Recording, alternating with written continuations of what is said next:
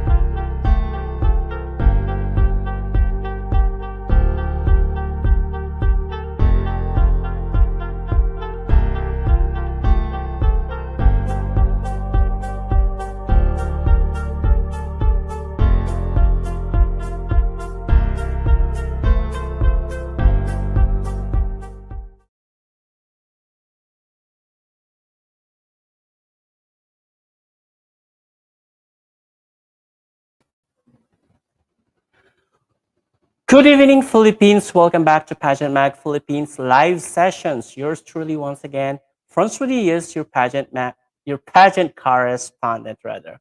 So we are live simultaneously on Facebook page and on our YouTube channel. So if you are new to our YouTube channel, guys, please do subscribe and click the bell notification and follow and like our Facebook page as well for more pageant updates. We are also on Instagram and TikTok.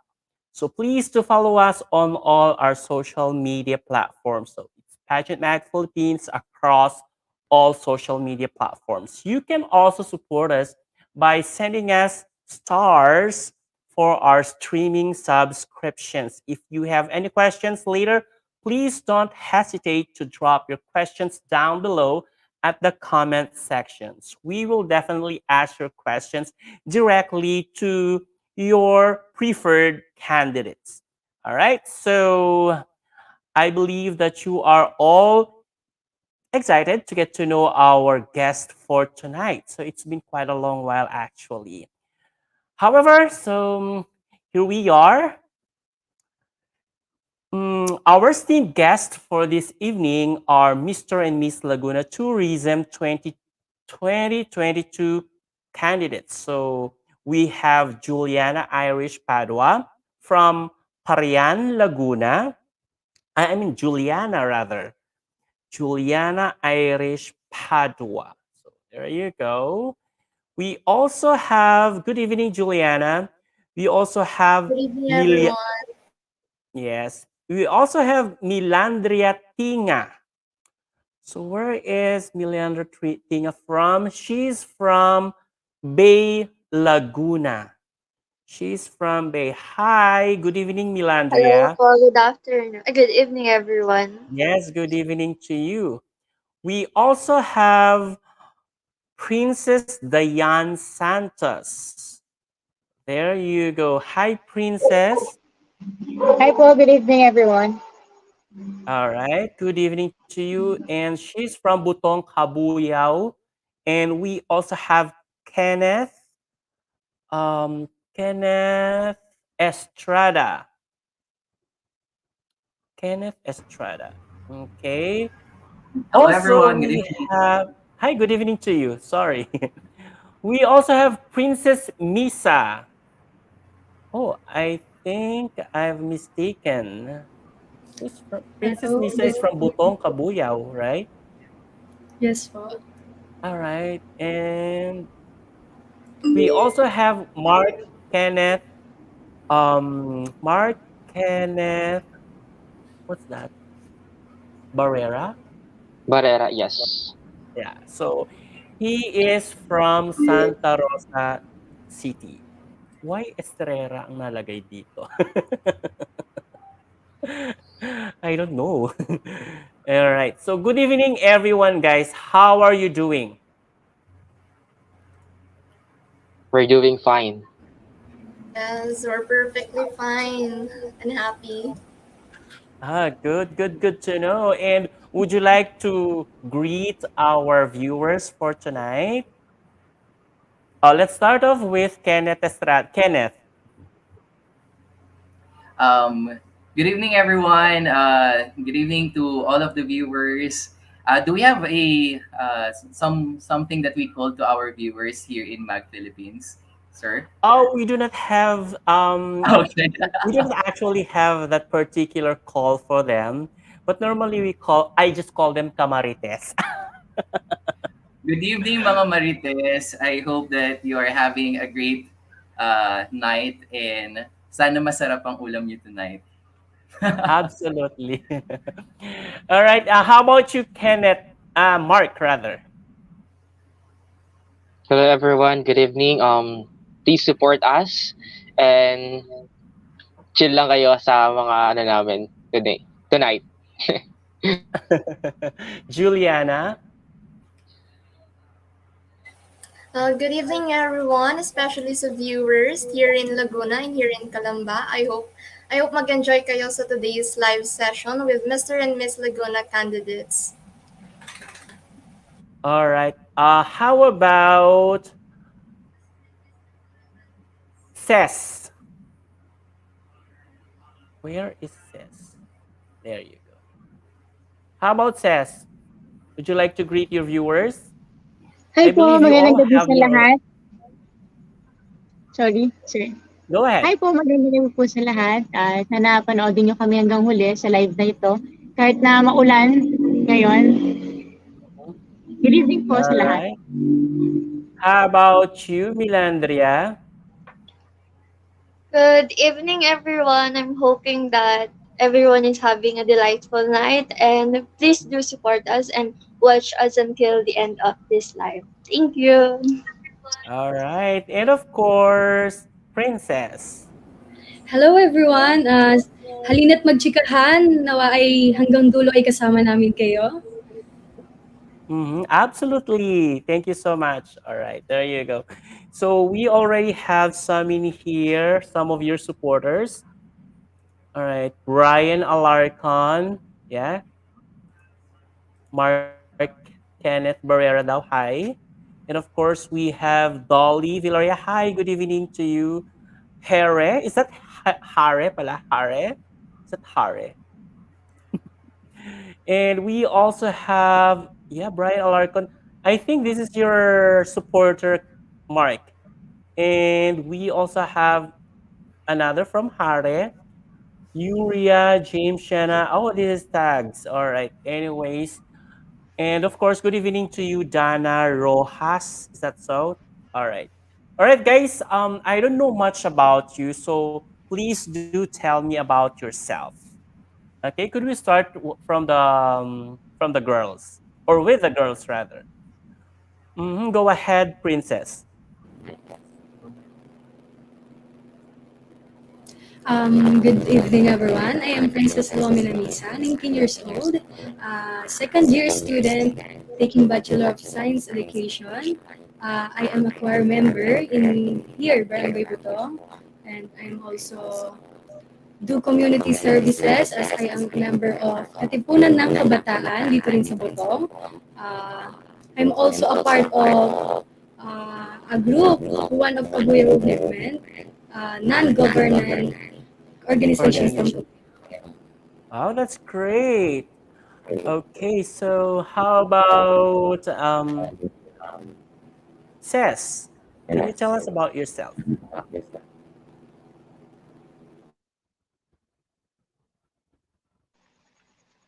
Hi po, good evening everyone. So I'm Princess Ben Santos, 22 years old.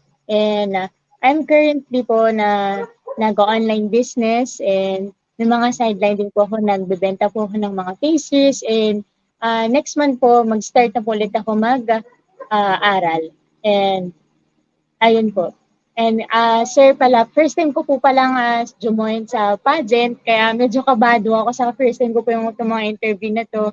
Uh, yung mga kasama ko po dito, mga batikan na po ata ito eh. Sir, magandang gabi sa inyo, Sir Francia. Good evening to you, Ces. Yes, Milandria. Hello po, I'm Milandria Villegas TINGA, and I'm currently a first year college in Liceo Philippine University. And I don't do that much because I'm a fresh grad from senior high school. I do some community works here in BE, and I do work in vaccination areas like that. Nothing much. That's great. Juliana. Good evening, everyone. I am Juliana Irish Tan Padua, an incoming first year college student that will take up Bachelor of Science in Nursing. I am a part of a youth organization here in our subdivision. I'm a former part of Kulbit Bulilit, and I play Banduria, 12 strings guitar pusha. It's a rondalia instrument, and I'm a former choir member in school, and I do freelancing po. I check research papers, thesis papers, yes. That's yes Oh, po. that's great. So you write as well, right? Yes po. Okay, great. And of course, Kenneth. Kenneth, we cannot hear you. Sorry, I was on mute. Can you hear me now? Yes. Yes, we Yeah. do. Good, e- Loud and clear. yes. Good evening again, everyone. My name is Kenneth Estrada. I am from CABUYAO, Laguna.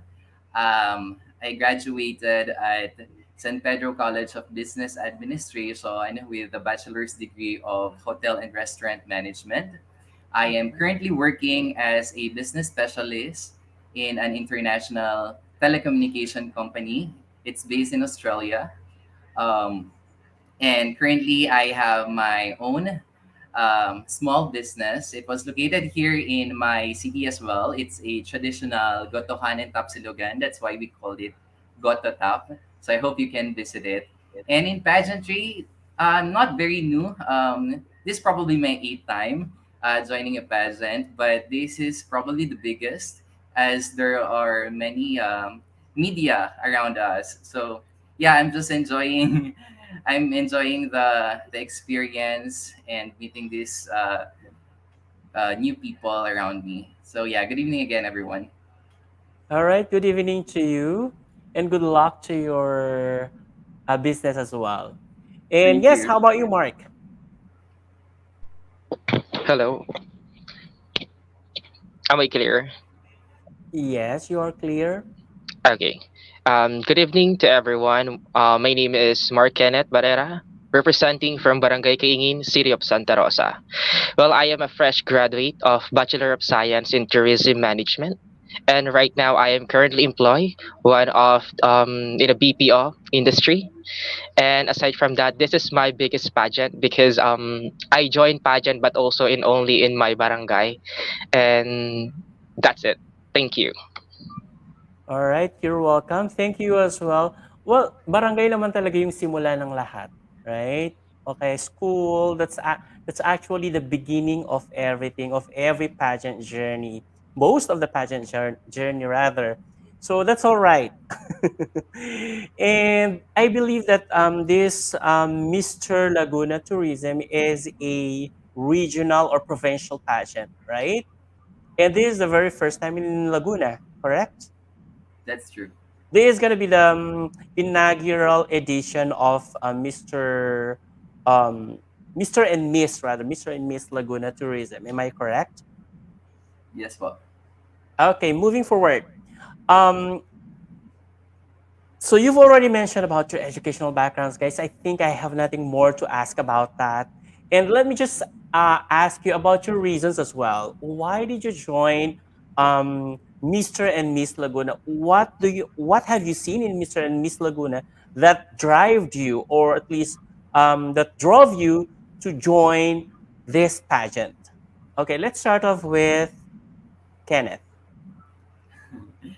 um, well, there are a couple of reasons why I joined this pageant. First, I love joining pageantry. Especially, it's been a while since the last time because we had pandemic. Second, joining pageantry is an experience that you wouldn't trade for anything because you'll meet new people, you learn new things, And lastly, I chose Laguna Tourism as a pageant to join because, as you can see, I am also a content creator and I am a travel vlogger. And I think Laguna Tourism perfectly fits me as I am traveling a lot. So I could promote, this time I could promote my city if given a chance with the platform that I have and the ability, of course, the ability to speak so I can talk more about the city, expose more, and really promote more about it. So I could help my city in terms of boosting our economy through promoting our tourist destinations. Oh, that's great because definitely it's a tourism pageant, right? Thank you for True. that. And how about you, Kenneth?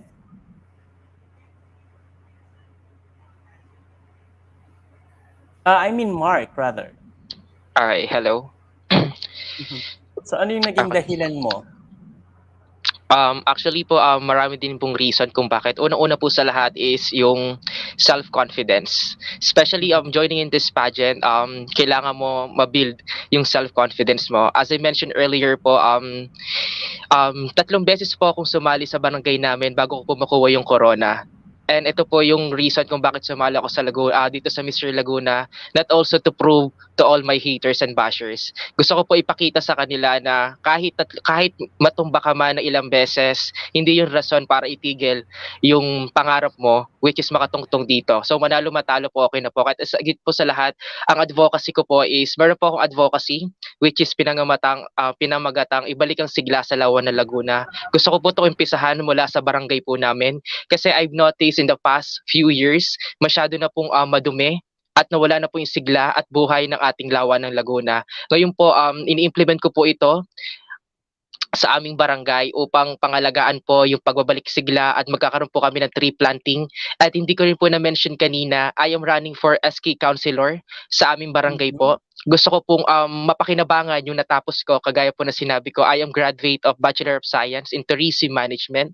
So itong kurso ko pong ito ay makakatulong, especially sa pag-join ko ng pageant na to upang ma-build yung aking advocacy, especially in my barangay, not also in my barangay, I would like to implement as well to my city and hoping in Laguna as well. And lastly, the reason I was joining this pageant is gusto ko po i-break yung stereotype when it comes in a pageantry. So dapat po sa pageantry hindi about when it comes sa looks. Yes, looks po ang one of the reason. Ayun po ang reason kung bakit ka matatanggap sa isang pageantry. Pero gusto ko po i-break yung stereotype na yon. Sa pageantry, kailangan din may boses ka. So kasi po hindi ka po susundin ng mga kabataan kung wala kang boses. So kaya nandito po ako. Gusto ko po maging boses sa mga kapwa ko kabataan. Kagaya ng sinabi ko, natalo ako ng ilang beses, pero ito po ako ulit upang maging boses nila na kahit matalo ka man na ilang beses, basta maniwala ka sa sarili mo. Hanggat may naniniwala sa'yo, magpatuloy ka hanggat wala ka inapakan. Magpatuloy ka. Yun lamang po at maraming salamat. Ayun. Thank you so much. Oh my God, parang may tatanungin pa ba ako? But you mentioned a while ago, no, na parang parang ang tawag nito, nakalimutan ko yung sabihin ko. You just mentioned a while ago about the reason for joining this pageant. And you mentioned that manalo matalo. Don't wish for manalo or don't wish for matalo. Always wish for manalo. 'Di ba? Ayun. Yes po. Okay, let's let's move on to the girls. Let's start off with Milandria. Hello po. So, like what I've said, I'm from Bay Laguna po. And Mhm. if you are not very that familiar with Bay, and that is actually one of Absolutely. the I was reasons. about to ask you about this. Mhm. Yes po. We are very much aware that our municipality is not very well known in Laguna, and that is actually one of the many reasons I have why I joined this very prestigious pageant, because we think and we do know that this is the time for Bayeños to represent and to showcase the beauty of Bay that we can give to everyone, and for everyone to know what Bay really can offer and have. And like what I've said, I'm a first year college student and I'm actually taking BS tourism. So I really think that this would be a great experience and opportunity for me as a college student to learn a lot, especially about our culture here in Laguna. And that's all. All right. Thank you so much, Milandria. And how about Princess?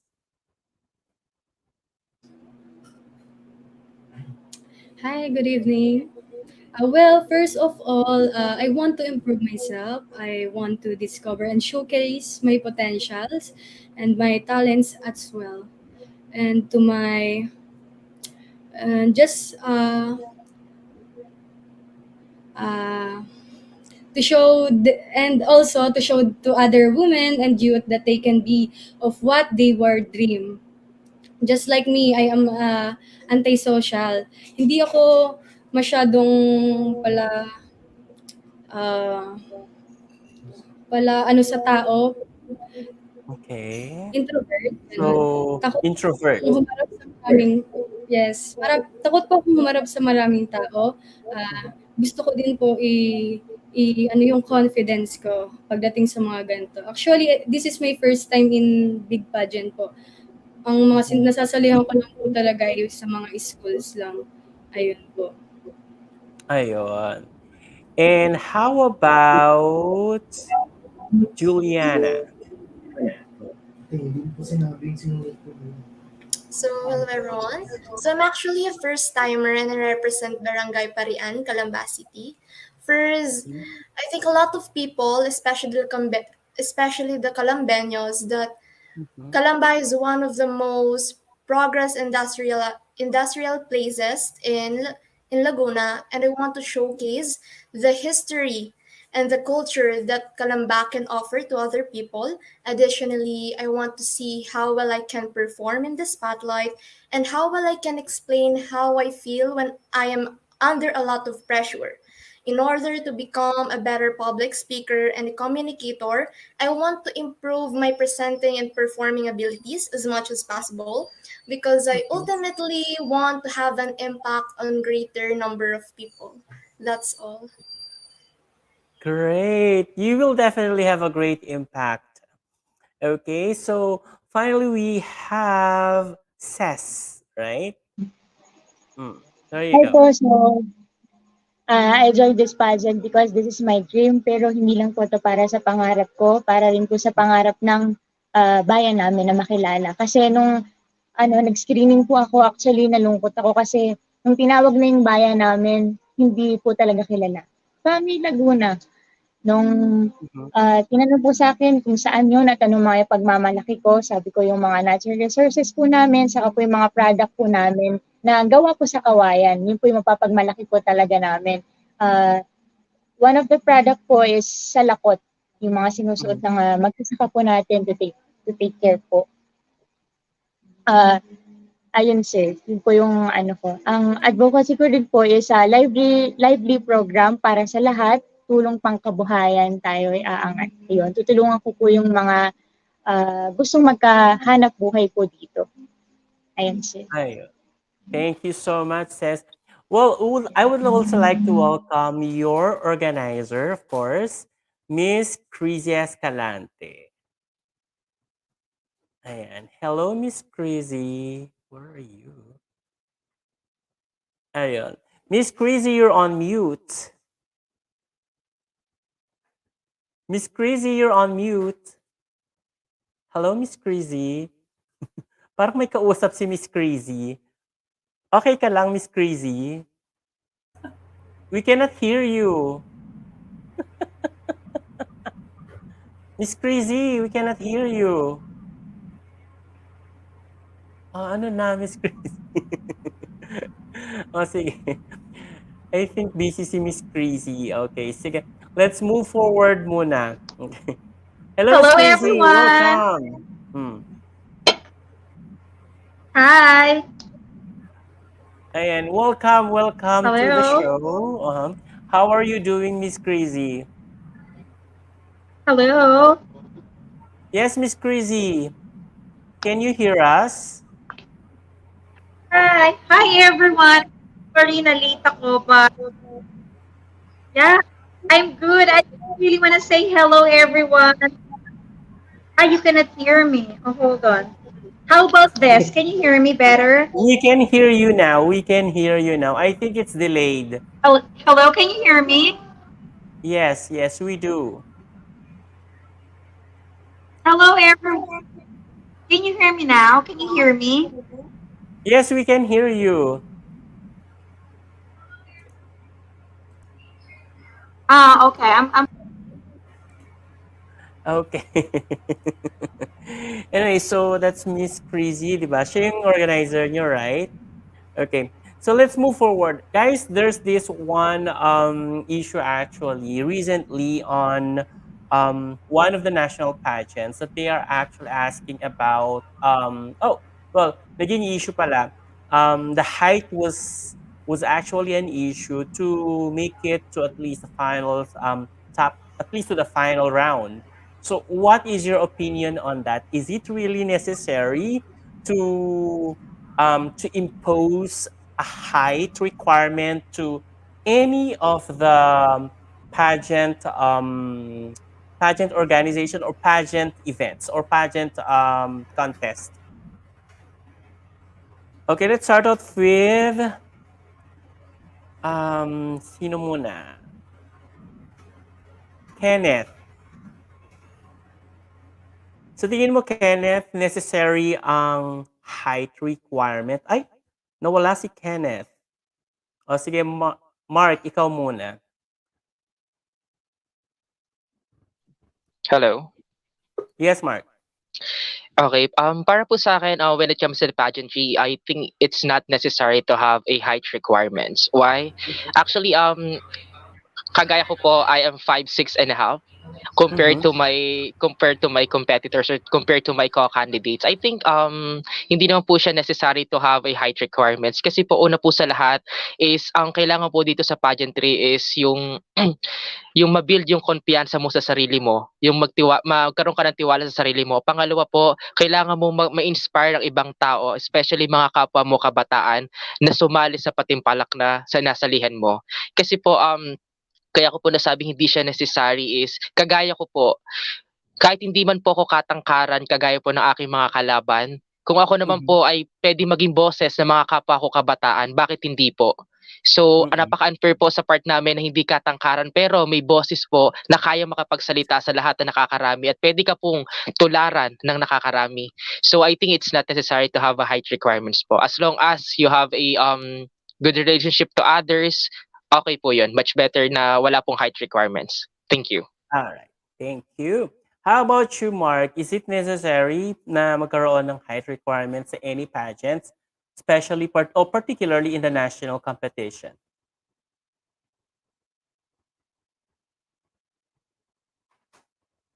Ako po yung sumuot kanina, si Mark. Oh, yeah, Kenneth. Kenneth. Kenneth? Okay ka lang? Naglalag ka? Hello Ako po, bang naglalag? sorry. Yeah, Kenneth, is The it connection is cutting in and necessary? out. I did not get the.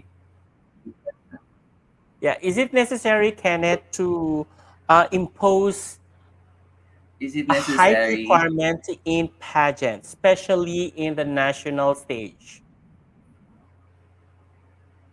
I did not get that. Sorry. Is it necessary to what po?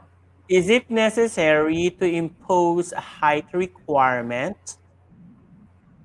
in a pageant, Height particularly requirement. yeah, hmm Uh, um, particularly I in the think national every. pageant, in Okay the po. national stage? Yeah. I think yes po. Um, I think every pageant has a purpose and Hmm. has its own advocacies to promote, and I don't think that height shouldn't be a requirement for becoming a spokesperson. If we are looking for someone who just stands out, who is just tall and beautiful, I think it should be. But pageants today's um, has its advocacies and has its causes. So they are looking for someone who can really speak and influence people.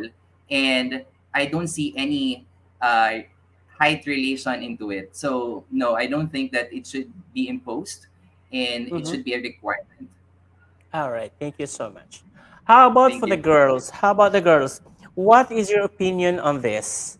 What's your opinion on transgender joining the traditional pageant for girls, for women? Let's start off with Princess. I think no po kasi ay, transgender has may sarili po silang mga pageants and Mhm. yung mga gantong pageant po is for ano lang po, babae and lalaki. Bukod po talaga yung mga pageant ng mga transgender, ng mga ah, gays. Mhm. Okay, kailangan nakabukod sila, ganon. Yes po. Okay. How about you, Milandria? Are you Hello po. for transgender joining the traditional pageants for women? Well, I actually don't see anything wrong with that because I see trans women as women. But for me, I would say no because right now I do think that there are a lot of patterns for women like them that they can really shine. And I think these are the kind of patterns that really are given to women like us. And I think a lot of them do respect that and know that. That will be all. All right. And how about you, Juliana? Is it okay to stand beside is it okay to stand side by side with the transgender when you are in a national pageant or even in that provincial pageant? Actually, there is nothing wrong naman po Mhm. for in transgender joining pageants, but for me it's a no since pageants like Miss Universe is for women and transgender have their own pageants that they can be more confident and Mhm. they can give their advocacy more Mhm. parang mas mapanindigan po because I think um pageant for women like Miss Universe that we tend to forget that the reason why we are creating this kind of platform is to empower women that are not Mhm. well represented, that they could dream, that they could be leaders, that they could bring hope and inspiration to their people. Whatever Mhm. background it is, it's actually doesn't matter. Actually, po, Mhm. we all could share the same stage and we all could represent our brands, but I don't think transgender joining pageants for women is not I'm hindi naman po sa nag-ano pero it's a no for me po. That's okay. That's your opinion actually. So that is definitely valid. All right. So don't don't find it apologetic. Okay. Yes, how about you, Cesa? For me po, I'm not against mo po for the LGBT community, pero dapat po siguro may separate, may bukod po silang pageant para nga din po ano nila yung advocacy nila. Yun po. Kasi po siguro po iba-iba po kami ng mga advocacy. Mhm. Yun po. Ayun. Sabi niya, bakit naman ang Sweden nakapasok sa Miss? Wala pa pong Sweden sa Miss Universe na transgender. So far, ang meron pa lang po ay Spain. Ano pa ba? Yeah, Spain pa lang po ang meron so far. Tapos may mga national pageants na nakapasok ang mga transgenders.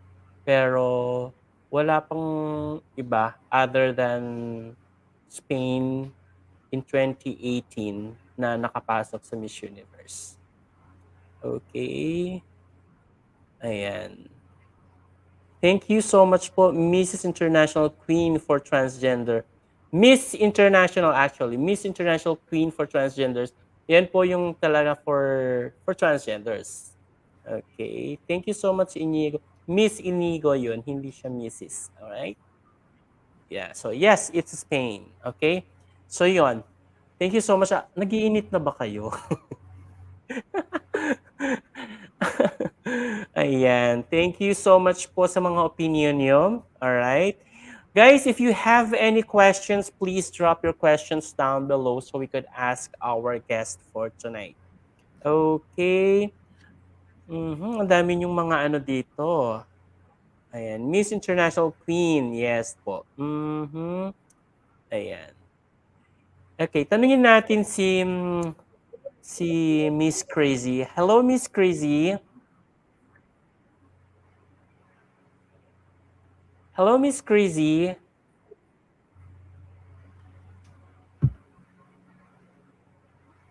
Miss Crazy. I think you have a bad internet. We cannot hear you. Okay. So, ayan. Balik ka muna sa backstage, Miss Crazy. Ayan. Okay, let's move forward. Guys, there has been this this issue about well, teenagers or youth, just like you guys. They keep on telling actually that you youth are very much entitled, or the generation Z is very entitled. What can you say about that? Let's start off with Milandria. And hello po. Mhm, I actually do think sometimes that we are very entitled because nowadays I do think that we know the rights and the things that really are for us. So I don't see anything wrong with that as long as we don't do anything wrong and we know our boundaries and we are just fighting for what is right for us. as long as you know what's right and what's wrong. Yes. At least you know your limitations. Yes po. Okay. Okay. Mm,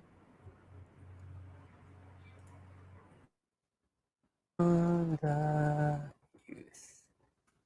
Okay. So, how about you, Princess? What's your opinion about that? That you guys are entitled. For me, pwede naman nating gawin yung mga gusto nating bagay. Mhm, Basta alam natin ang mga responsibilities natin about dito sa mga mhm, gagawin natin. Kailangan alam din natin ang tama at mali. Know your limitations. Um, mhm. I, Okay. At least you know your limitations. Okay. How about you, Sesa? Nawala ba si ano? Nawala si Juliana. I'm here po. Hello? Hello, Juliana. Yeah, nakita na kita. Okay. Go ahead, Sesa. Do you feel entitled, Sesa? Ah, I think po kapagka alam naman natin yung, alam po namin yung ginagawa namin tama, wala naman po dun mali and we know our limitation po. Ayun po. Okay. Yes, how about you, Kenneth? Do you feel entitled, Kenneth? No, I don't think so. Mhm. um, yeah, I think youth being entitled these days, mainly large part of it was the parenting. Mhm, It's parenting. It's how the parents teach their children to be responsible enough, mhm, how they would appreciate life, how would they teach them to say please and thank you. So and it's not just that you have to explain why you should say those things. So I think there are youth that are entitled, but I don't want to make it generalized as um, we have these people like me, like I think everybody of the candidates here who I think was taught rightfully by our parents. So I think the parents really played a big role for the mhm, youth for them to be entitled. So mhm. I don't think generally the youth today are entitled. So it's basically parenting or family family orientation. Because Okay. I think we learn first in our household, right? So In the home, everything that in we home, at home rather. the actions that we do, the way that we talk to people, it most of it are part of what we have learned at home. Mm-hmm. Okay, thank you so much, Kenneth. How about you, Juliana? Actually, Are for Gen me, Zs entitled? um, I guess 50-50. Mm-hmm. There is yes side and no side. But for me, some of some of the adolescents, yes. Mm-hmm. There's we call this something called tough love. Yes, Mm-hmm. nanggaling po sila sa tough love. Actually, I think our generation became more confident, mas naging stronger ang appearance and ang pag-uugali. And Mm-hmm. there, ang siguro ang mali lang po is that nawawa lumalagpas po sila sa dapat na limitations and boundaries lang nila. And hindi na po gano'n ka-assessed yung respeto nila sa matatanda or from other people. Kasi we have this thing na kasabihan nga po, if you want to be respected, kailangan magbibigay ka rin ng respeto sa iba. So I think Mm-hmm. that's, So respect begets respect. yes. All right, thank you. Yes, Mark. Okay po. Personally, para po sa akin, actually, effect of being entitled as a teenager, Mm-hmm. it's either negative and positive. Let's start Mm-hmm. with positive. So sa positive naman po, maganda positive ang pagiging entitled as a teenager, in my opinion lang po, ha. Kasi po kapag entitled ka, pwede kang maka-influence sa ibang tao kasi magagamit mo yung pagiging entitled mo upang maka-influence ka sa maraming tao. Kasi meron kang power to encourage and to inspire others. And negative naman po sa pagiging self-entitled, sometimes we don't accept any feedbacks. Remember, feedback is a gift. Kapag binigyan Mm-hmm. po tayo ng feedback, it doesn't mean it's against for us. It Mm-hmm. is it is help us to be improved or to be better. So I think may negative effect po yung pagiging entitled as a teenager, at may positive din naman po ang pagiging self-entitled. So they both them are being compliments naman po, para nakakatulong din naman po sa amin parehas. But we should know our limit as a teenager. Thank you.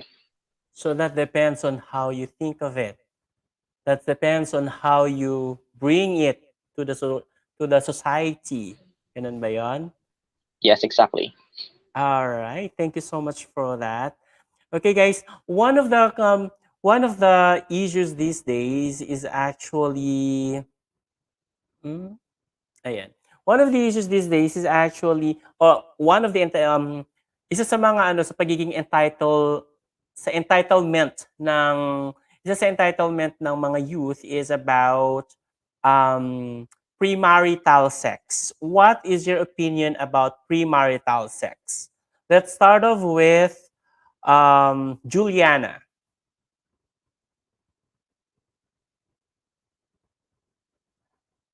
Juliana.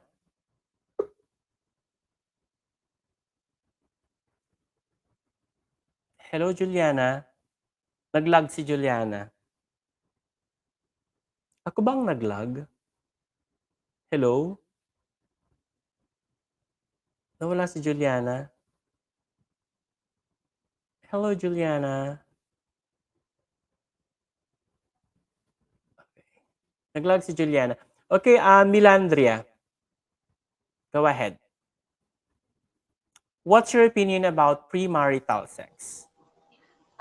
I actually have different kind of opinions when it comes to premarital sex because there are a thing going on now, which is Mhm, my body, my rules are my opinion. So I'm really not sure about that, but of course I'm very against that because I'm a Christian. And mhm, I do think that it's very important to get married first before anything. If your husband or your boyfriend or anything really respects you, then I think he could wait before doing anything. But of course, it still depends on you. I'm a Christian, so I would have to say no. All right. Okay, so you don't really agree with your body, um your body, your Your body, your choice. Sorry? Choice. Yes, your body, your choice. So you I don't do agree with that? agree with it po. I do Mhm. agree with it. But not for myself. I don't implement it on myself. But for other women or other guys, I don't have any problem or anything against with that because it's their body. Okay. All right. So how about you, Says? Says, pwedeng itaas mo yung cam. Yan, very good. Mhm.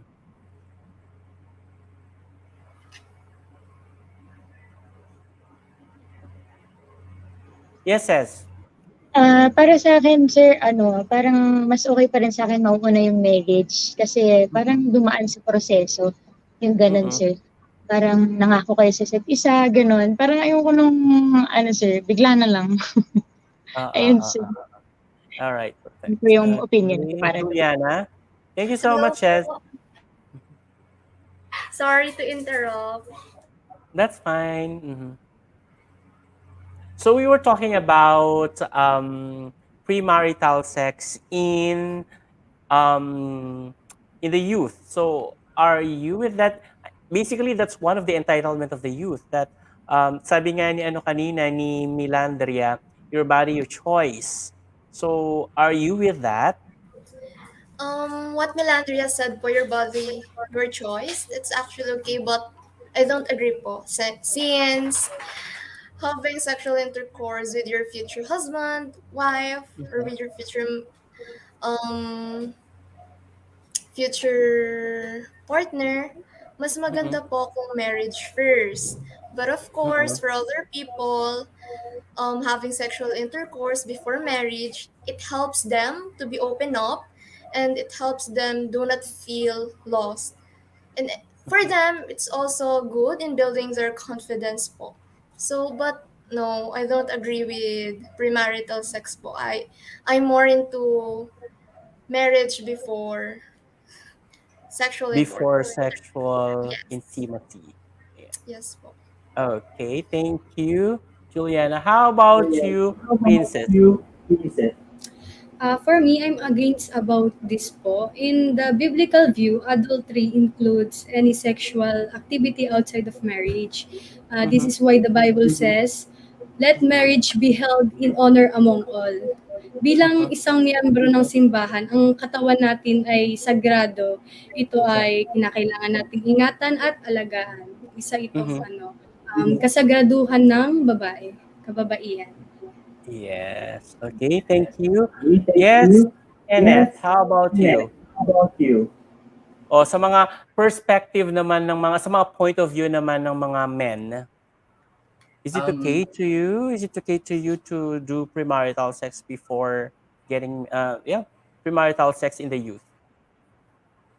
I would have a same stand with the ladies. I am not a support of youth having premarital sex because it always turns out to a unsafe sex, and Mhm. we know that unsafe sex is unsafe, and it can lead to unexpected pregnancies. It can turn out to a different disease because it's unsafe. So for the youth who wants to make love with other people, always wear the safest thing, which is wedding ring. Okay. Thank you so much, Kenneth. And how about Mark? Do you have any opinion about that? Yes, actually, it's the same answer. I Mhm. am a born again Christian, so I always believe that marriage first. Actually, kaya Mhm. po ganun is, remember, kung mahal ka po talaga ng isang tao, makakapag-antay po siya. It's either kahit wala kayong sexual intercourse sa isa't isa, kung mahal ka niya po talaga makakapag-antay siya. Kasi po as a born again Christian, naniniwala po kami mas maganda po na maging sagrado pagpapakasal po muna bago po kayo gumawa ng gano'n. Kaya po para maiwasan na rin po yung mga teenage pregnancy, yun lang po. And actually, that's right. You mentioned about teenage pregnancy a while ago, no? So, um, kapag nagkakaroon kasi ng tawag dito ng unsafe premarital unsafe um sexual intimacy kasi between two parties, there could be a possible, particularly sa teenagers, no, there could be a possibility na tumaas yung actually rate ng teenage pregnancy. Actually, yung teenage pregnancy recently had just increased. So especially sa mga nung 2020 and 2021. So it is actually alarming na marami ang gumagawa nun sa mga teenagers, right? And thank you for giving all of your opinions positively. Okay. Hi, Dandy. Thank you so much. I thought you're not available for tonight. Okay. So there you go. Do you have any questions, guys? Actually, there was a question in here a while ago. All right. Here. It's a question coming from um, Alendex de Castro. So this is for everyone. How different would the world be if women were to rule the world? So let's take the opinion of the men first. Okay, Mark, ikaw muna. How different would the world be if women were to rule the world? Kung ang mga babae ang mamumuno sa mundo, paano ang mundo? Ayan. Or gaano kaiba ang mundo? Ano ang pagkakaiba ng mundo? Something like that. Okay po. Doon sa nagtanong po, maraming salamat doon sa question nyo. Well, para po sa akin, my opinion, alam naman po natin, I will accept the fact na mas magaling talaga mamuno ang mga babae. Not to brag, men's, but also magaling po talaga, especially to our family, sa ating tahanan. Alam naman natin, especially ang ating nanay, ang laging nagbabudget sa ating pamilya para malagpasan yung pang-araw-araw natin, sila nagbabudget sa lahat-lahat. So I think even though sila ang mag-manage sa ating mundo, I think wala naman nagiging problema. Kasi lahat naman po tayo ay may kanya-kanyang ability na gawin basta as long as to pa rin lang yung mga tungkulin na dapat gawin para maganda itong society natin, especially ating mundo. Yun lamang po. All right. Thank you. How about you, Kenneth? What can you say Um, about that? Ano ang kaibahan ng mundo kung mga babae ang mamumuno? Ayun. well, I think we are in an era where we are fighting for equality. So right now, we could say that what women can do can be also done by men and vice versa. So I would love to stop the gender comparison, but to answer this question, I think it would be different. In the case of women, naturally they are more caring, more compassion, and more empathic. And I think it's something that the world needs right now, given the situations that we've been through, the challenges that our country or our world had. I think um, putting a touch of care and compassion would make our world a better place to live in. And the women could provide that because men mostly are very straightforward. We decide on um, based on the judgment or the reality that we see. But with women, they consider they put passion in it, they put empathy in it. So I think that is something that would be different if women could rule the world. All right. Thank you so much. Uh-huh. So, what's the opinion of our ladies? Let's start off with Milandria. I don't see anything wrong with that for me because I think that women like us are very sympathetic and caring. So I think as long as the women who rule the world know how to educate and to balance everything, I don't think so that there will be any problem at all. All right. Thank you. Yes, Juliana. Ang may stand here po, actually, kung ano man pong gender niyo, walang problema since naniniwala ko na lahat naman ng gender magaling sa pamumuno. But I think the diversity enters here. Well, diversity is unquestionably a benefit naman po. Especially with the variety, you bring diverse perspective on the Mhm. world, different approaches to analyzing problems, and different answers. So I guess diversity itself broadens one's perspective and enhances the thinking process, which is crucial. That's why women lead differently than men as well. They are more likely to be collaborative, inclusive, and team oriented, which are all useful traits, especially in today's less hierarchical fast-paced, innovation-driven society. Therefore, empowering women is not a matter of political correctness, but rather of increasing results. It actually involves when it comes in investing in better economies and healthier communities, as well as putting an end to conflicts and preserving peace. And dito na pumapasok yung entailment in when it comes in enhancing the quality of life for people worldwide.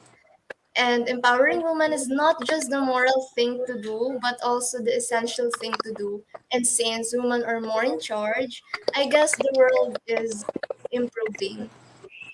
Okay. Great. How about you, Princess?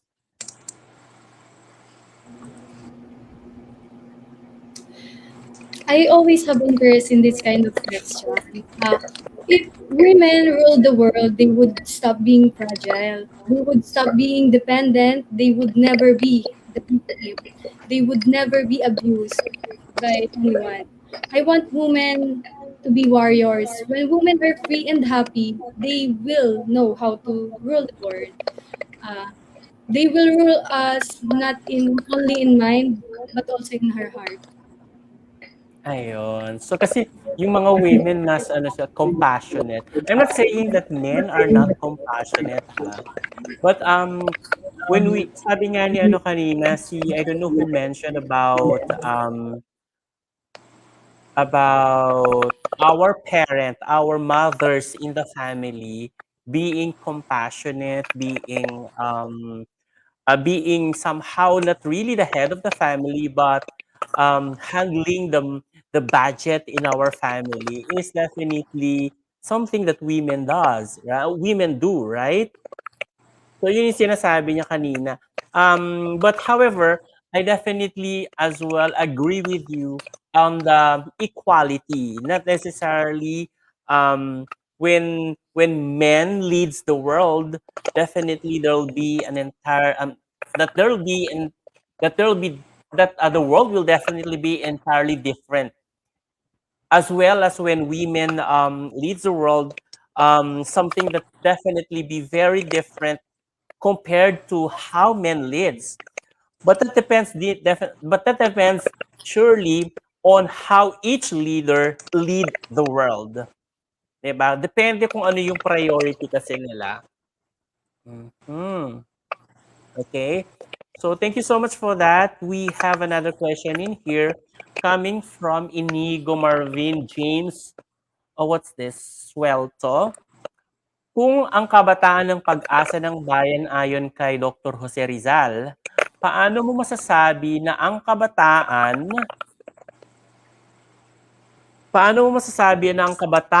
ang pag-asa ng bayan kung ang labas ng ibang kabataan ngayon ay mapupusok? Okay, so kanino tayo magsisimula? Ay, ba't nawala? Ba't nawala sila? Ayan. Let's start off with Juliana.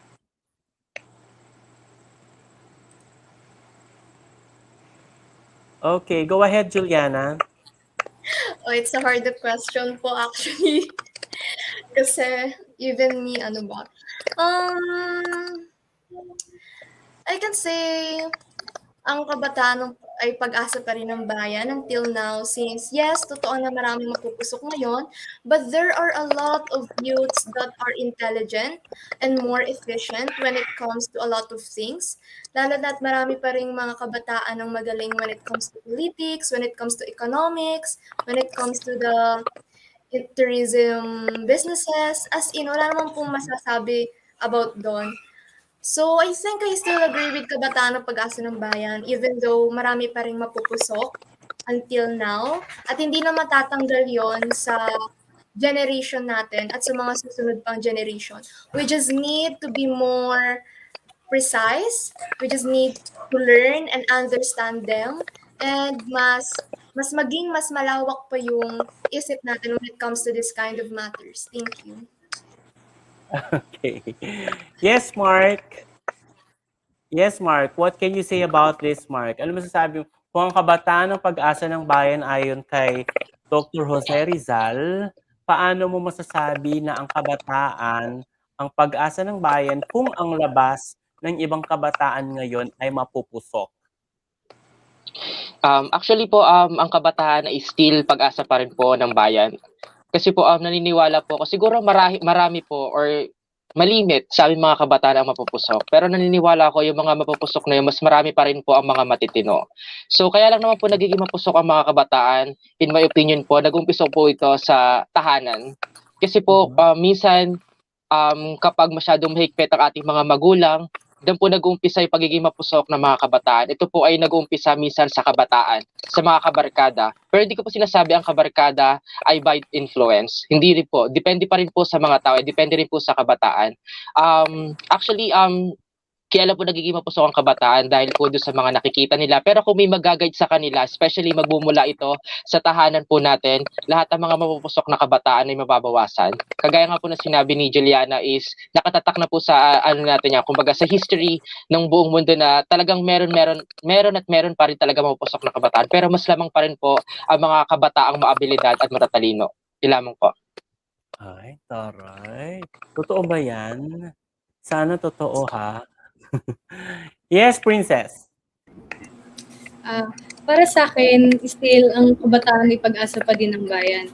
Katulad namin na humaharap sa inyo, na ipinapromote ang ating turismo, may kakayahan pa rin tayo, may abilidad pa rin tayo. Kung meron mang mapupusok, ay mas meron din mga taong kayang ilaban ng ating bayan, kayang maging pag-asa ng ating bayan. Ayun. Thank you so much. And Milandria. Ayun, hello po. My opinion about the mga kabataang mapupusok, it has been going on since even the old generation nga po. So, I think that even though we have this kind of problem nowadays, we can still say that kabataan pa rin po talaga ang pag-asa ng bayan because there are still a lot of youth like us who like to promote tourism and do small businesses, which is I'm very proud of, and I'm encouraging them to help them and to promote them po. Okay, thank you. And of course, Kenneth. Mapupusok na ba kayo, Kenneth? Ayan. Nag-lag si Kenneth.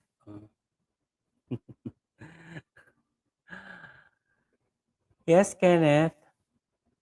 Parang nag-log din si si Cesa. Ayan. Moving forward, guys. Yes, Kenneth.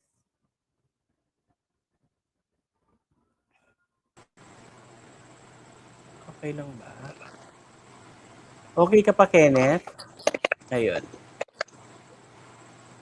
Go ahead, Kenneth. Sorry. Kenneth, kung ang kabataan ng pag-asa ng bayan ngayon... Oh, yes, Kenneth. Kenneth, kung ang kabataan ang pag-asa ng bayan ayon kay Jose Rizal or Dr. Jose Rizal, paano mo masasabi ng kabataan ang pag-asa ng bayan kung ang labas ng ibang kabataan ngayon ay mapupusok? So the question is coming from Inigo Marvin James Welto. Okay. Thank you, Inigo. I don't know why there is a bad connotation when it comes to the term mapupusok. Mapupusok ng mga kabataan today, you know. As I understand it, mapusok meaning we are aggressive. And we are Mhm. aggressive on things because we are passionate on what we do. So yeah, I still believe in what Dr. Sarisal says that we are still the the hope of our future because the generation today, we cannot deny it that we are very creative, we are innovative, and we are mapusak. We are aggressive because we are not afraid to commit mistake. We are not afraid to try something new and to innovate things. So let's just put our hopes and our faith to the youth today because we can make this world uh, this generation will still be the hope in our future. Okay. As always naman, kabataan is the pag-asa ng bayan. Kasi nga, the next, well, sila yung mas bata. So they're always their generation is always the one who have to do something for the next generation. So that is why pag-asa ng bayan is always the kabataan. And yeah, me as well, I cannot devalidate that or invalidate that. Kasi nga, um, it's just a cycle. It's just a cycle that goes on and on. However, we cannot as well just blame the kabataan on how they are behaving these days because there are so many influences around us, around them rather. And what they can see actually from the elders is just the reciprocation of their action. So it's somehow um, our actions, the actions of the elders corresponds or somehow the circumstances of the actions of the youth, 'di ba? So we cannot just question if the kabataan are still the hope of the future, 'di ba? Or ng bayan. Ayan. Okay, thank you so much for that. Mhm. We have another question in here coming from uh Jonin Misa. So there are many fake news these days. Pati ilan na lang tayo? 1, 2, 3, 4. Wala yung dalawa. So there are many fake news these days. How do you handle fake news? Okay, let's start off with Mark. Paano mo hinahandle ang fake news, Mark? Okay po. Para po sa akin, paano ko nga ba hina-handle ang fake news? First, kailangan po natin maging knowledgeable, especially when it comes about fake news. First, we need to check if it is reliable sources. So, kailangan po natin tignan ng mga pages or mga pages and then mga site na tinitingnan po natin kung ito nga ba ay tama o hindi. Kasi nga po, kagaya nga po na sinabi niya, marami po ngayon fake news, especially in social media. So, as a teenager, we need to think twice before you click. Ayun lang po. Okay, that's very Tia, ha? Think before you click, okay? Yes, Juliana. Juliana, have you already encountered fake news? Actually, yes po, a lot of times na. Mm-hmm. I've even experienced it po. But my So, stand here, how did you handle it? so actually, since I've told her earlier that I'm into research, yes po, Mm-hmm. I usually do reading, do research. So I think yung mga ways kung paano ma-deal or ma-avoid yung mga Mm-hmm. ganitong pangyayari like misinformations and fake Mm-hmm. news is that the number one rule is think before you share. It's good to Mm-hmm. read the entire piece before you decide whether or not to share it. And Mm-hmm. it's good to verify it by evaluating the article or the news. Like, for example, mas maganda kung marami silang nag-report and mas maganda kung galing sa reliable source talaga. And it's good if you're gonna read or gonna watch a more independent source since it is more preferable than self-interested sources po. So that's Okay, my thank you so much, answer. Juliana. How about you, Milandria? How do you stop fake news? Whenever I encounter fake news, I make sure that I read the whole article and search it, make sure if the source is reliable, of course, because there are a lot of many ways nowadays that on how we can check if the article is fake. So I don't think that it would harm us to take a few moments or time of us to check it. You can check it on Google or anything. And if ever when I encounter it and I make sure that it's a fake news, I make sure that I'm not gonna share it or spread it to anyone because I'm very anti fake news. Mhm, mhm. There's actually what we call, or what they call, fact checker website, Yes. where you can actually verify if the news is, or the article is, truthful or just fake. Okay. So how about you, Princess? For me, kailangan talaga natin i-check kung kung legit ba talaga yung pinagkukunan ng resources, if they have proofs, and also if napapanood natin sila sa television or balita. Ganun. Ayun. Kenneth, kaya pa bang kaya pa bang i-prevent ang fake news these days? I think so.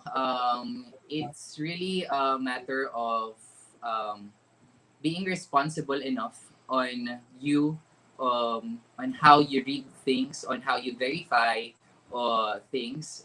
Yun nga, fact checker lagi. And put some time and effort to read the whole article or to make sure that is correct. And always search on the credible sites, not to the sites, because it's easier for now to spread fake news as our social media is very easy to navigate.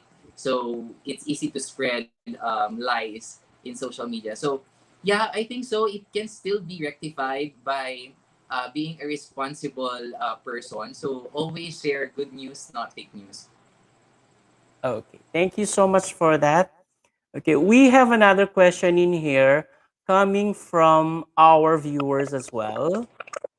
So from Benedict Doble, are you in favor of same-sex union? Okay, so let's start off with, natatawa si Julia. Okay, Julia, go ahead. Oh shit. Julia, Same go ahead. Are you in favor of same-sex um union? same sex union is about same gender marrying each other po, right? Well, same-sex Yes. union and same-sex marriage is far different. How Okay? is it? So when we speak of same-sex union, that's a, a union between two same-sex or same sexes in the civil law.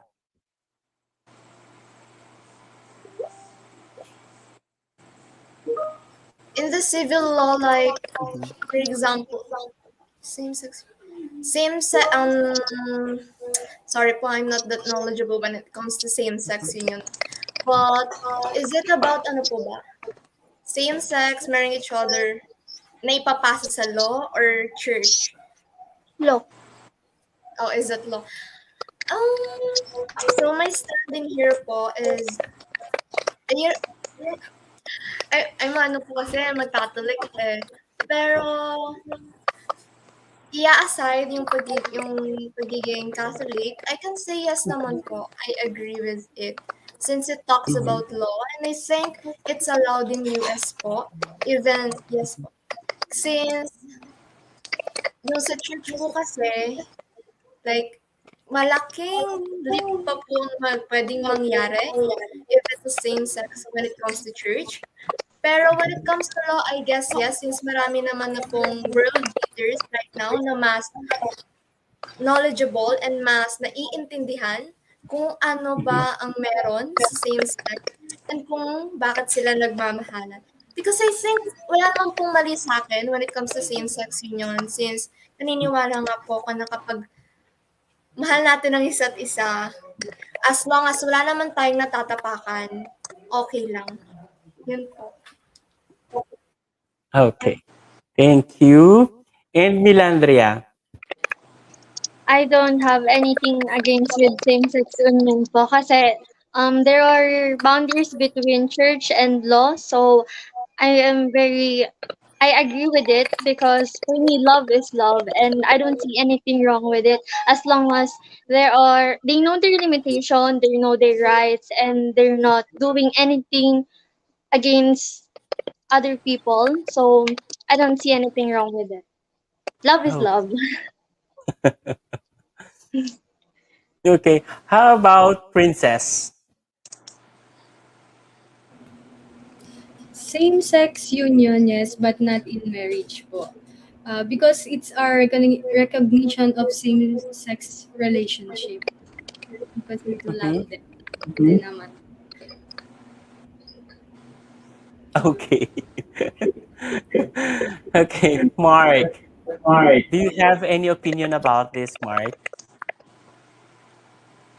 Actually, even though I'm a born again Christian, I'm not against with same sex union. Remember that love is universal. So Mhm. kahit ang pagmamahal naman po ay walang pinipiling gender yan eh. As long Mhm. as wala kang inaapakan tao, go for it. Yun po. Okay. Okay. And Kenneth, what's your opinion about same-sex union? Same-sex union, I'm actually for it. As I believe that the LGBTQIA plus community is fighting for their right, and I think the same-sex union is the answer of it because with the same-sex union, they'll have the right for beneficiaries, for conjugal property, which I think is fair for the community. And I also believe that what heterosexual feels is exactly the same as what homosexual does. So who are we to judge, love? All right. So I just want to clarify things out, guys. When we speak of same-sex union, that's definitely um, a union or yeah, a union in the civil law. Okay. So when we speak of same-sex marriage, marriage is actually very sacred in the church. That is why we cannot use same-sex marriage over and over in in LGBTQIA plus somehow case, because as for myself, I am not actually for same-sex marriage, basically because as a Catholic as well myself, um my faith is so much into who I am today that I truly believe in the sacredness of marriage. Marriage is actually is also used in the civil law, but it is used for men and women. Okay, that is why pushing for same-sex union is just okay with me when it's all be done in the civil law. Did you get the difference? Guys, did you get the difference? Yes po. Yes po, definitely. Mhm. Yeah, civil law. Kasi kapag ka marriage kasi, we also have to respect how the faithful people would look at it. Kasi kung tinitingnan din natin yung logically kasi if we LGBTQIA is clamoring for equality, 'di ba? If other people are not happy for what we are doing, where is equality on that matter as well, 'di ba? So, allowing or accepting same-sex union in the civil law is okay. That makes everyone happy. Respecting as well the faith of other people, that marriage is very sacred. Are we good I with agree. that?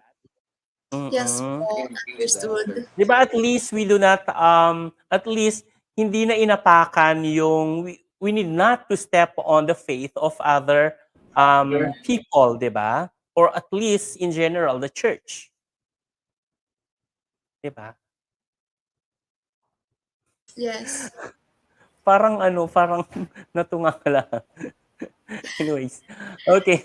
Thank you so much for that, Benedict.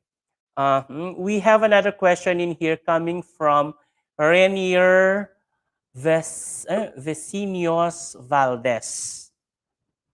Okay. Mhm. Ayan.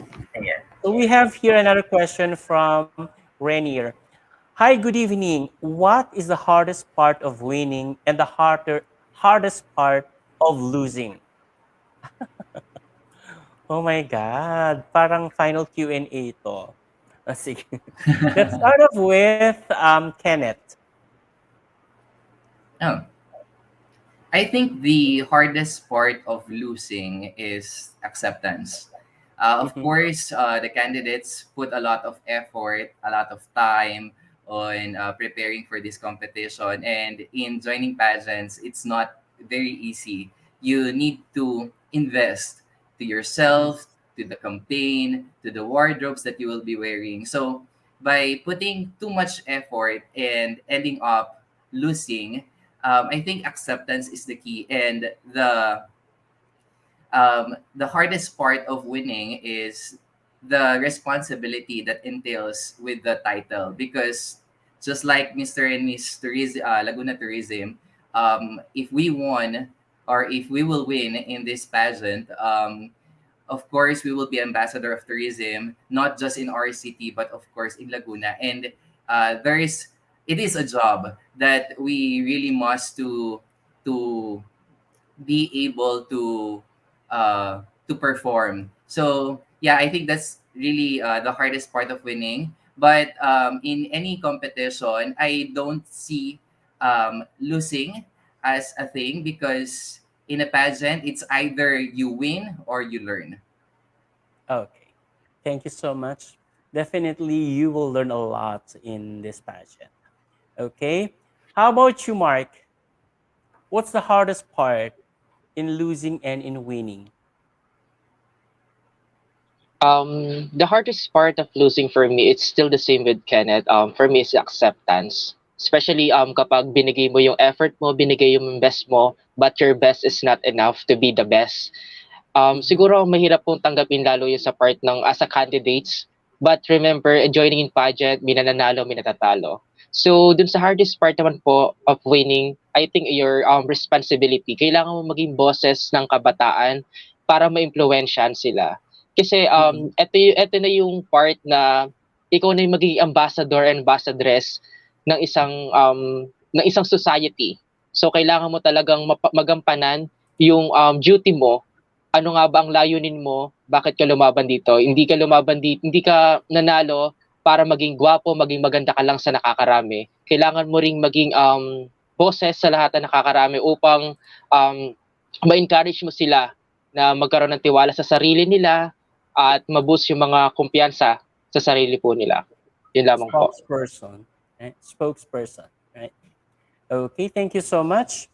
So we have another question in here from our viewer. So the question is, if you were given a chance to choose between a crown and $100 million, what would you rather choose and why? Okay, so let's have the girls this time. hmm So let's start off with Milandria. What would you choose, a crown or $100 million? For me Why? po, I would choose the crown as long as it have a title on it because winning a crown is actually um a what do you call this is a something that you should be proud of, something that you know you really work hard on, because getting 100 of million instant is something that I would be feel guilty somehow because it's instant. You get it without doing anything. But winning a crown, you will do a lot of things and you will sacrifice a lot of things, your time, working hard on it. So I would have to choose with the crown. Okay, thank you. How about you, Princess? Ay, that's me. Sorry. How For about you, me, Princess? I chose the crown. I want to inspire and to help others. Ang pera kasi nauubos 'yan. Pero yung crown, yung pagiging entitled mo ay maaalala ng mga tao ang tagumpay na hindi maglalaho hanggang sa mga susunod na henerasyon. Ayun. And finally, let's have Juliana. Is it a Um, crown or $100 million? for me, a crown because when you have the crown, the more opportunities to volunteer, to spread your message, bring bring publicity to your advocacy, and through this crown, you can help young women to gain untold benefits and learn invaluable life skills. Hmm. For me, I'd rather choose 100 million. That's not easy to consume. That's almost about 500,000. 500,000. 500 million pesos pala. O, di ba? Almost a billion pesos. So, why would I choose the crown? The crown, how much lang yung crown? Agree. Di ba? Why should I be, tawag dito, paipokrita, di ba? $1 million yan, te. $100 million.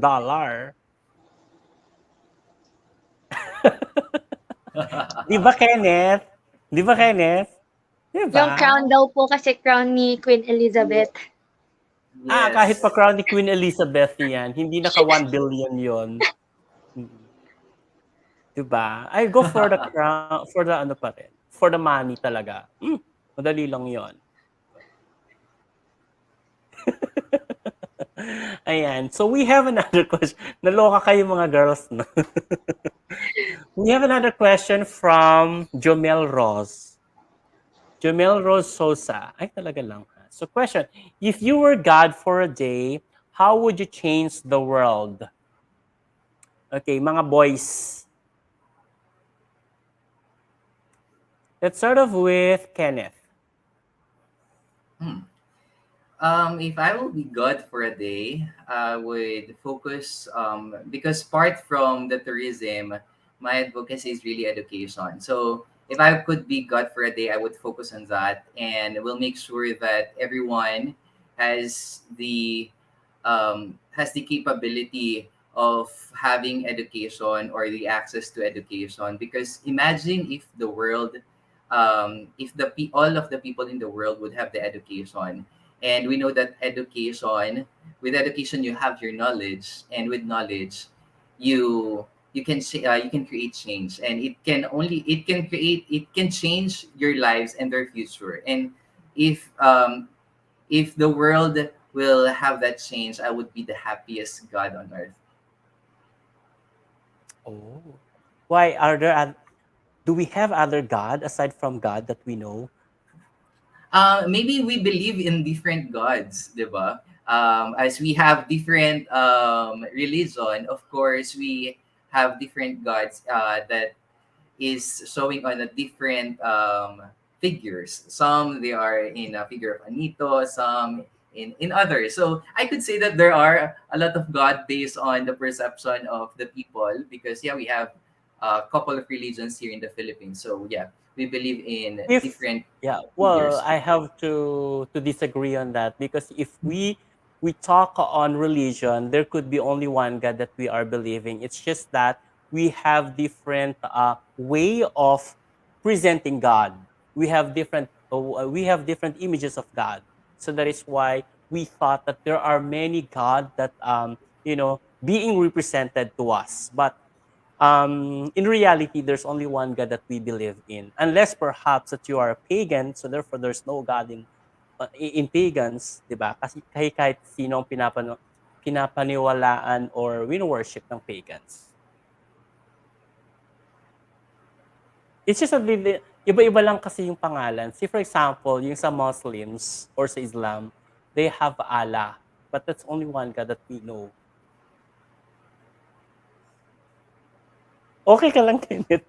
Nag-disagree ka. Yes, I am. I'm listening. Mm-mm. Ayun. May sasabihin ka pa ba? No, I'm good about it. It's Mm-mm. just people has a different they Perspective. treated people or people they put things that this is my God because this is that Mhm. the thing that I believe, even though Image it's of God not the that Allah we. thing. It's the images of a person that they treated Mhm. as God because they feel that they believe in that person. So in different perspective and different Mhm. state of minds, they could be different gods. Okay. All right. So definitely respected. Okay. How about you, Mark? If you would be God for one day, how would you change the world? Well, for me, if I will be given a chance to be a god for one day, I will change the world that gusto ko po lahat ng tao maging responsible. Just like my advocacy, yung ibalik ang sigla sa lawa ng Laguna, kung makikita po natin doon is masyado nang napabayaan yung lawa ng Laguna ngayon. Kung ako po ay magiging God for one day, gusto ko po lahat ng tao maging responsible. Maging responsible when it comes about how to segregate their waste. So ayun po, dahil doon, kung magiging responsable po lahat ng tao, makakatulong po yun upang mawala yung mga basura sa paligid ng lawa ng Laguna. Actually, when it comes about the word responsible, it's very general. Pwede po Mhm. siyang responsible when it comes to education. Kailangan nating pagtuunan ng pansin edukasyon, kailangan nating mag-aral mabuti. Responsible when it comes sa mga nakakasalamuhan natin. Ayun po, in general po yung ang sagot ko about responsible. Okay. Thank you so much for that. Now, let's have the girls naman, but a question coming from Benedict Doble once again. Okay, so how has the pandemic changed you? Okay, let's start off with um, Juliana, kasi ikaw lang yung nandyan, Juliana. How has the pandemic challenged you? Actually, one of my toughest time is during the pandemic, since it challenged me in terms of health, in terms of education, and in terms of um should I say, in terms of being being myself more. But the most but the hardest challenge that I've overcome, as usual, Mm-hmm. is my education, since po I'm a consistent honor student and it is really hard for me to adjust the time, since nag-transition tayo sa another type ng education, which is yung online education, and it really became hard for me since I am more of a visual learner, and mas gusto ko po yung naririnig ko talaga, like harap-harapan, since it Mm-hmm. is easy for me to communicate with them, na hindi ko po masyadong nagawa during the online education, since mas naging mahiyain po ako. Hindi ko alam kung bakit, pero bumaba yung self-esteem ko and yung confidence ko when it comes to anything related with the education. Pero throughout the online education naman po, naging okay na rin po and natutunan ko rin kung paano mag-adjust. So, yun yung pinakamahirap sa akin. Okay, so thank you so much for that. How about Milandria? Milandria are still there? Ayun. Again, hello po. For me, the hardest challenge that I've conquered when the pandemic happened was when it comes to my education, because I'm a very extrovert person. So face to face is really one of the things for me, and it's really hard because we are modular at that time. We don't have any kind of setup for online class. So that is one of the main challenge for me, and of course, seeking for help and um asking for help for anyone, because everyone is having different kind of problems that time. So more on I'm relying on myself. That would be all. Okay, thank you so much. Yes, Princess. Hello po. So, The COVID how has the pandemic challenged you? pandemic, okay. The COVID-19 pandemic left student colleges struggling po talaga. Uh, Student face financial challenges that put their education in jeopardy, had new living arrangement that made learning difficult, and often lack the resources necessary to even log onto class online. Ayun. It's not easy to adopt the changes po talaga. Ayun. Yeah, marami talagang challenges ang naidulot sa atin ng ng pandemic, particularly on our mental health actually. Even I myself, I could say that my mental health was affected by the pandemic as well. Ayun. So this question is for everyone. If you will teach the youth of today, what would it be? What will you teach to the youth? Okay, let's start off with Kenneth. Ano ituturo mo sa mga youth, Kenneth? If I could teach the youth today, because I believe that the youth right now, they are very aggressive. They want things to get Pinanindigan mo talaga easily. yung aggressive talaga. They want the things to get easily. They want to be successful easily. So the the thing that I would like to teach them is to be patient, because in Mhm. life everything would happen exactly on how it was supposed to happen. And you have to remember that you do not compare yourself to other people, because some people may get their success quicker than you are, but always remember that you have your own timeline. And Mhm. in life, we'll experience so many difficulties, so many challenges, but you will be forever feel empowered, knowing that no one could ever close the door that God has opened for you. So you have to be patient. Okay. Thank you so much. Thank you so much, Kenneth, for that. How Thank you. about Milandria? If I would teach the youth, it would be, beside of being confident and being educated, is being responsible, because Mhm. there are a lot of youth nowadays who are very aggressive towards things that they want, and some of them are really want it easily.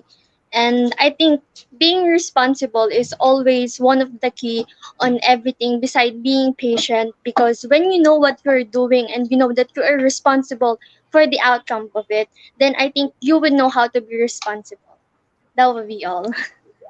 Yes, that's right. Being responsible is really a big thing, 'di ba? Okay, yes, go. Let's go, Mark. Ano ituturo mo sa mga kabataan ngayon? Para po sa akin, ang ituturo ko sa mga kabataan, especially magkaroon po sila ng tiwala sa sarili nila. Na-notice ko po, especially during this pandemic, marami pong kabataan ang nawala ng tiwala sa sarili nila. So, eto po, gagamitin ko po itong platform na to as a candidate of Mr. and Miss Tourism Laguna na kailangan po nilang maniwala sa sarili nila, especially kapag gusto po talaga nila yung isang bagay. Syempre, unang-una magtiwala sila sa sarili nila kasi hindi po magtitiwala ang ibang tao kung walang tiwala sila mismo sa sarili nila. So, ito po, kailangan po nilang magtiwala sa sarili nila kasi unang-una po, makakatulong po sa kanila to upang mabuild yung kumpiyansa nila sa sarili at pangalawa po is makakatulong po sa kanila to upang maging successful sa kanilang buhay. Yun lamang po. Yeah, exactly. I totally agree with you as well. Confidence is a must then. Mhm. Yes, Princess? Um, sa akin ay think before you act. The simply but effective process of thought will help you avoid making critical mistakes that could cause you you or your freedom, education, or your life. Mhm. Thinking ability will safeguard you. Don't lose hope. Be as smart and as patient that nothing stop you from what you wish to achieve. You are unique in the way you are. You are lucky more than you think. Just believe in yourself. Everything will come to you in the right time. Keep struggling and shining.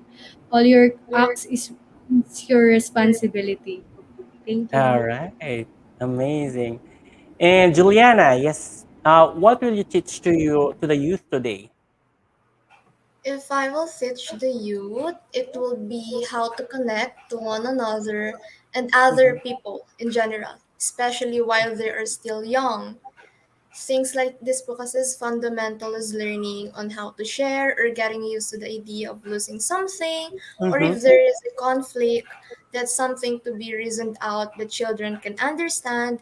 Since I Mm-mm. feel that in our current educational system, critical life skills are often sought but not always put into practice because I believe that when we become adults and start attempting to figure out the world, we have no choice but to make mistakes and learn from others around us that we shouldn't do something in a certain manner or that there is a problem and this is not the way to deal with it. Because of this, I feel that it is essential to get started from a young age because if you make things simple for children, they will grow into more rational and well balanced individuals. Okay, great. And one last question before we proceed to our game. Here's from Jandy Estrera. What does it mean to become an ambassador of Laguna to the world? So let's start off with you, Juliana. Um, ah, okay. For me po, what's the question again? What does it mean to become an ambassador of Laguna to the Mhm. world? For me, dito po ma-open yung there is a, there is actually no wrong time to speak or listen. Dito po ma-open yung times that you should speak out when you have something to something to say, especially if what you have to offer will make the world a more favorable place, and you listen when there is no predetermined conclusion within you. And I guess being an ambassador of Laguna to the world is a success that will always entail me and having a positive impact on the lives of other people, especially if I know to myself that in the end of the day that my work or if I have assisted someone in locating something they have decided for a considerable amount of time that they have attained it and that they are committed it, then I will consider it to be one of my most successful endeavor in life. Oh, how sweet. Okay, Kenneth, what does it mean to you? What does it mean to you as an ambassador of Laguna to the world? Being an ambassador of Laguna to the world is a huge responsibility and an obligation because Mhm. you will be the spokesperson of Laguna to the world, and you will always, you are a representation of your province, so you have to do your best in promoting Laguna, so you can attract foreign investors to invest here in Laguna, or foreign people to visit Laguna, because in Laguna there's so much to offer. We are a very diverse, there are very diverse tourist destinations. So becoming ambassador, it's your duty to really promote and expose Laguna to the world. Okay. Milandria. What does it mean to become an ambassador of Laguna to the world? For me, it would mean a lot because being a spokesperson of Laguna to the world is a great obligation and experience for me because it is a time for us to showcase the beauty of not just my municipality but the Laguna rather to the world, to show everyone what we have and what we can offer besides businesses. All right, great. And of course, we have here Princess. For me, being an ambassador of Laguna to the world is a huge opportunity and responsibility. You represent Laguna itself in others by promoting what Laguna have, what beauty Laguna have, how hospitable we are, how we welcome others in our province, how we love each other, and how we are God-centered people. Okay. And finally, we have Mark.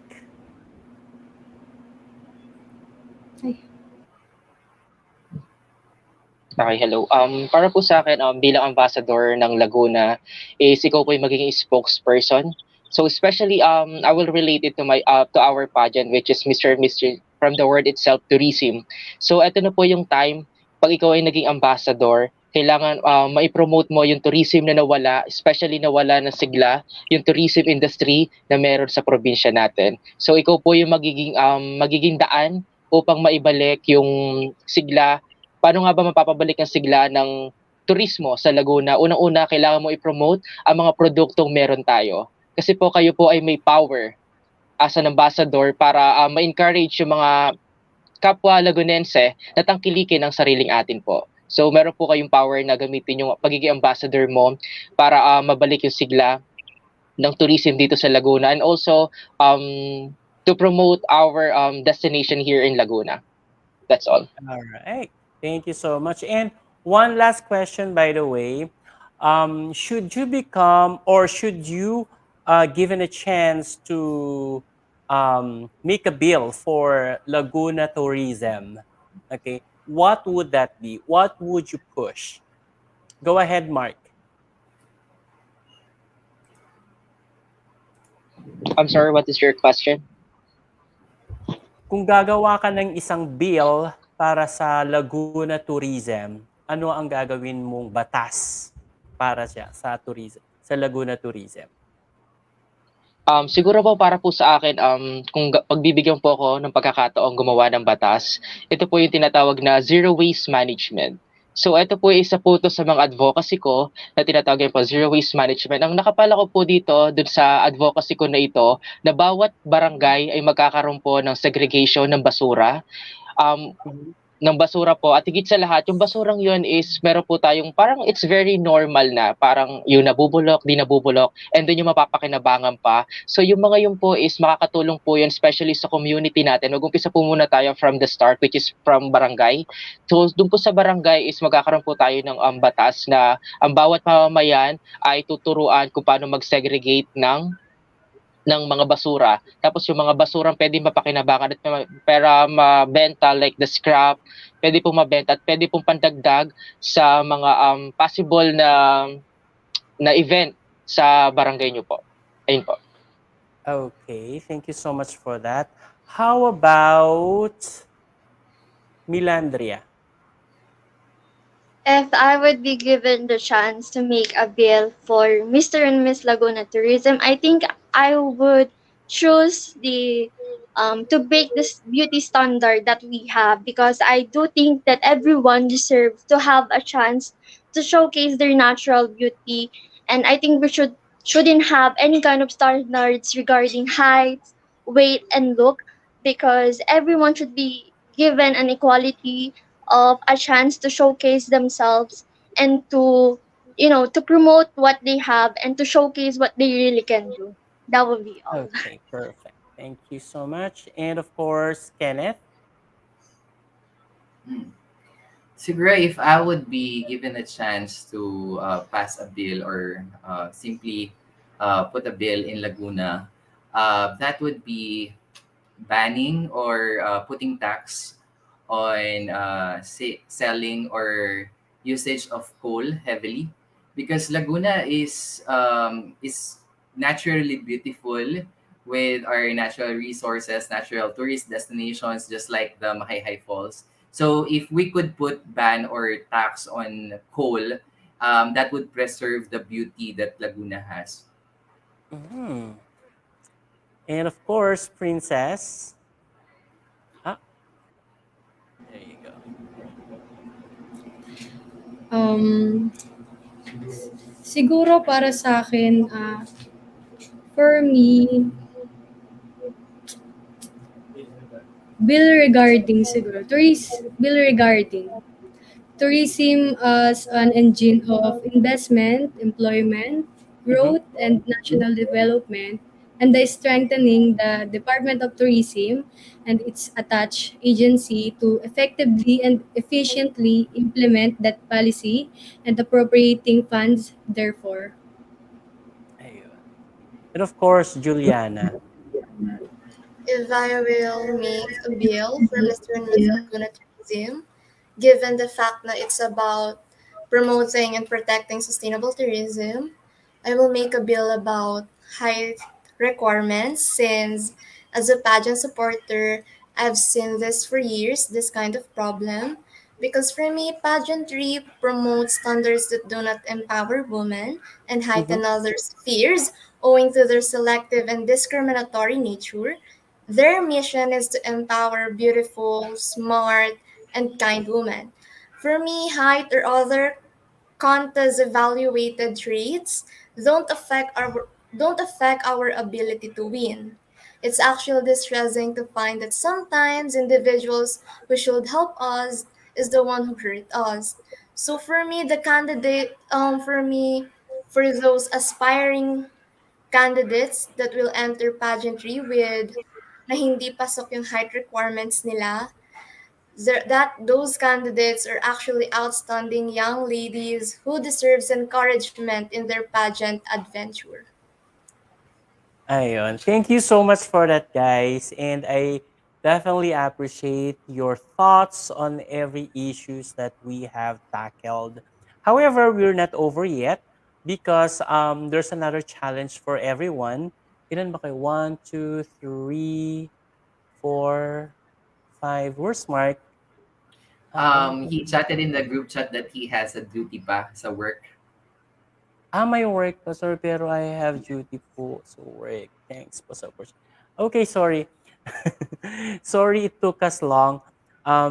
It took us this long. So, it's not yet over, guys. So, this is gonna be the last challenge for everyone, and I hope you are all ready for this.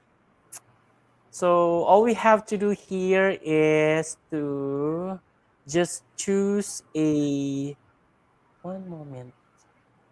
Mhm. Okay, there you go. So actually, I have prepared here an activity that's for everyone. So this is called as pick a box. Can you see that? So there you go. It's a pick a box. Pageant Mag Philippines pick a box. All you have to do here is to pick a box from these choices, and then one, and then there's for every box that you have here of your choice, there's a particular word that you have um, to somehow give an opinion to, or give an opinion about, or something like um, any idea that you would like to share on a particular word or words or group of words on every box that we are to refill. Okay? So paisa-isa na lang kayo. Since apat kayo, no? Right? Or lima? Yes po. Apat. Okay, so lima na lang kayo. So okay lang yan. Okay, so are you ready, guys? Yes po, ready. Ready? Okay. Sinong mauuna? Ang nasa taas ko ay si Juliana. Juliana, which number would you like to pick? Um, I would like to pick number 6. Number 6. Okay, so what do we have in number 6? It's natural disasters. Recently, we have experienced this. So what can you say about natural disasters? Actually, natural disasters is connected to climate change, and to in order na maayos po yung ganito, let's start with ourselves and saka po natin i-spread yung knowledge natin and yung mga plans on how to depict and kung paano mababawasan or hindi na mababawasan pero hindi masyadong mangyari. Actually, part na siya ng mundo natin. It's actually part of our world na. Nasa Mhm, sa atin lang kung paano natin ito mape-prevent in any way na mhm. mas lumaki pa yung magiging disaster. I think, yes, that's my answer po. Okay, thank you so much. Okay, what's next? Let's have Kenneth. Which number would you like to pick? Siguro I'll go with number 4. Number 4. What do we have in number 4? Lack of education. Mm. Hmm. Lack of education. That's very. I think that word perfectly fits me, as I am an advocate of education, as I've mentioned earlier. Um, and in reality, we experience this. There are people who are unprivileged to access education, Mhm, and they don't have the capacity to even enroll to schools. So I think mhm. the government really needs to focus on this one, because we all know that education is very important. With education, we'll have the knowledge that can create change. Can change our life, and it can change our future. Okay, thank you so much, Kenneth. Thank you. And who do we have next? It's Princess. Princess, what will you choose? Number 3. Number 3, responsibility. So it's for everyone. Responsibility. Yes. Um, when it comes to responsibility, marami tayong dapat na gawin. Ah, dapat alam natin yung tama at mali. Kaya, ngayong matanda na tayo, madami na tayong dumadating na mga responsibilities at kailangan natin 'tong harapin, dapat hindi tayo sumuko. Um, Mm-hmm. ay Okay, thank you. And finally, we have Milandria. What will you choose, Milandria? Hindi ko po makita yung mga box. Ano pa pong pwedeng box? Oh, we have 1, 2, and 5. 5 na lang po. 5. Okay, here we go. Love life. Okay po. For Natawa si me, love Juliana. I don't have anything against with love life as long as we know our boundaries when it comes to love life, and like we talked about earlier, the premarital sex, as long as we know the boundaries we have and we know how to be respectful towards our partner. But as of now, I don't have a love life.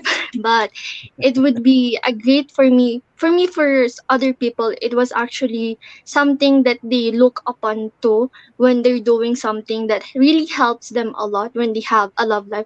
But for me right now as teenager, it is something that might get on my way. So I'm more on a study person right now. That All would be right. all. You have to study first. Yes. Okay, thank you so much for that, ladies and gentlemen. Thank you for cooperating with me. And yeah, we actually have here with us right now is Miss Crazy, your organizer rather, your Mrs. Universe Australasia 2021. So good evening, Miss Crazy. Hi everyone. I'm sorry kanina, friend, kasi talagang na-tied up talaga ako sa mga meetings and of course, palapit na rin yung pageant, so I need to be preparing everything. So talagang grabe ang preparation because I have invited a lot of VIPs on our coronation night. Yeah, that's fine, Miss Crazy. We definitely understand that how busy you are right now. Okay. All right. So, any words for them, Miss Crazy? Yeah, right. Napakinggan ko kayo kanina actually. And yeah, I think you guys are all prepared naman for our coronation night. And keep up the good work. Talagang magagaling sila. And I'm so proud of them. Kasi you know what, Francois, the winner of this will actually compete in Cebu in November. So dapat talagang ang pipiliin namin at yung mananalo dito, of course, dapat brainy talaga. Kasi Mm, I want to compete them internationally kasi iba yung laban sa international talaga dapat brainy ka exactly. talaga. This pageant is not just, beauty, but of course, attitude and brain combination all together. And That's I know some of them are well prepared in this pageant. So I really want to congratulate you all. And isa lang masasabi ko, good job everyone. And talagang sila yung mga nag-participate to have this media interview kasi sila yung talagang willing to learn more. And just imagine, just always think about this na be confident enough sa lahat ng mga ginagawa niyo and malayo pa yung mararating you guys. So, I'm thankful, Francois. Thankful ako kasi isang message ko lang sa'yo, nag-respond ka agad to have them being interviewed.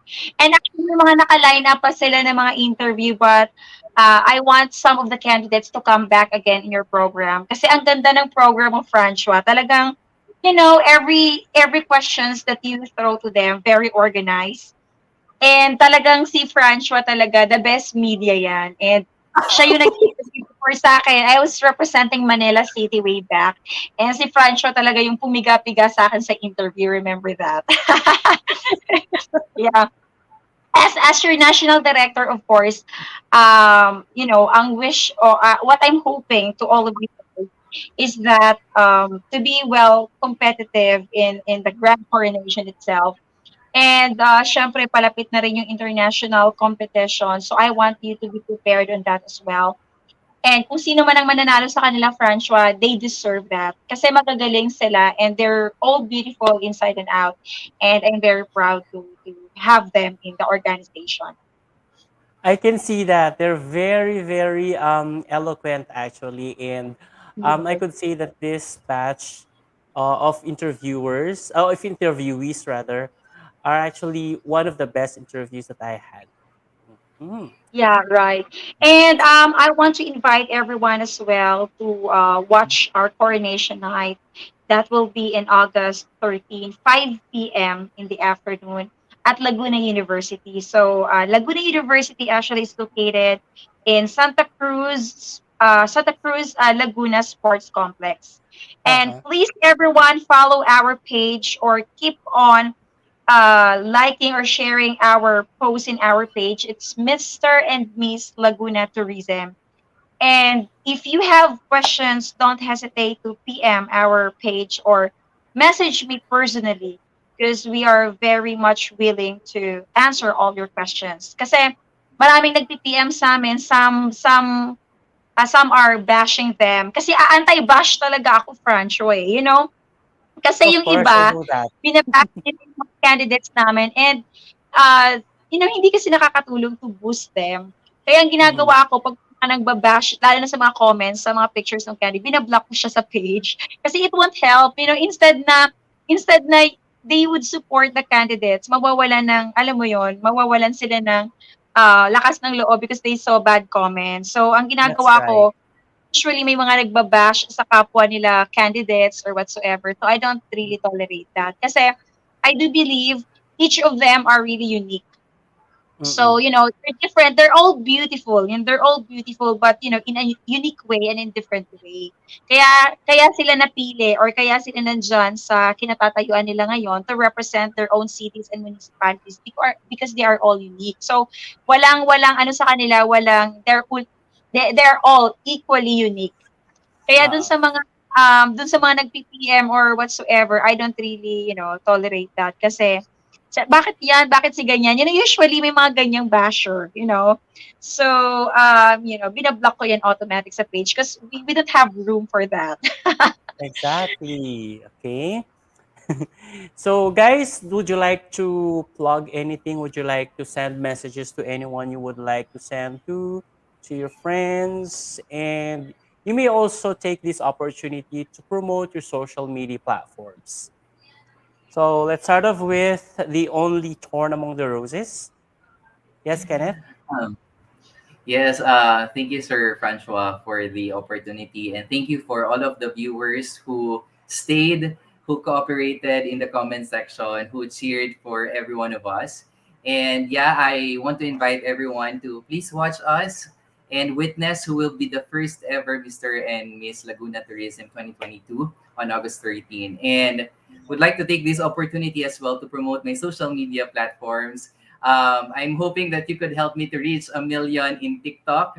So that's at Kenneth Estrada.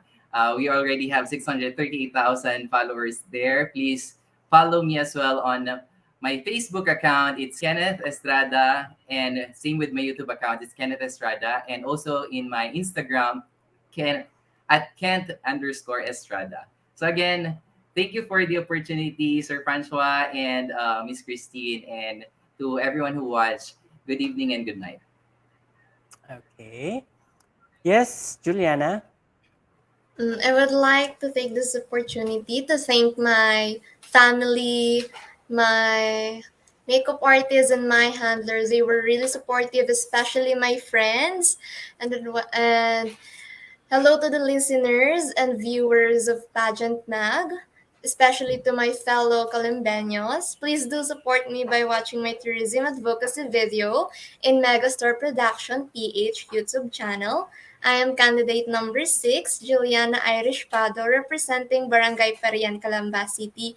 And don't forget to subscribe and Megastar Production PH YouTube channel.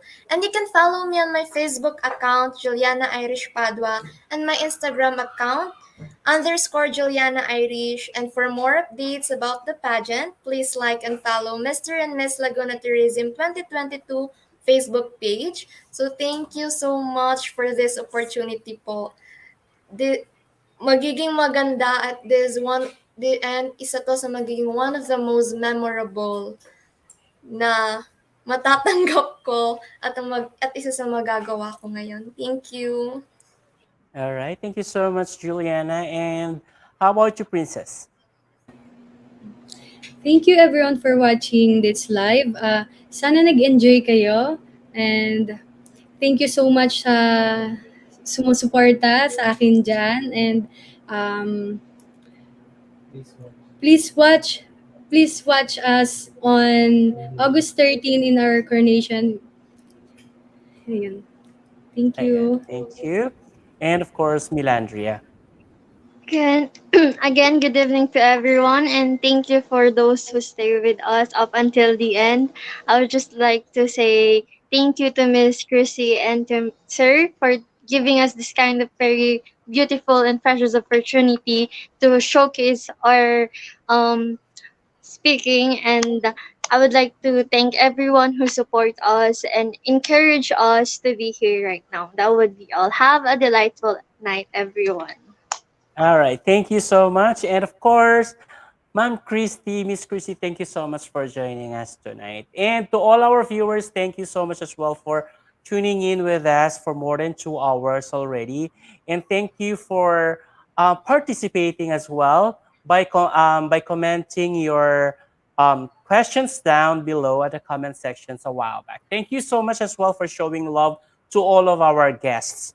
And for those who are new to our YouTube channel and of course to our Facebook page, please do subscribe on our YouTube channel and do and click the bell notification as well so that you will get notified whenever we release new videos. And of course, please do follow and like our Facebook page, even our Instagram and TikTok. We will definitely try our very, very best to update you on the most recent updates on pageantries as well. All right, international, worldwide. I mean, international, national, or even on the national pageants or the provincial pageants. We definitely do that. Thank you so much once again, and have a good night to everyone. Bye bye.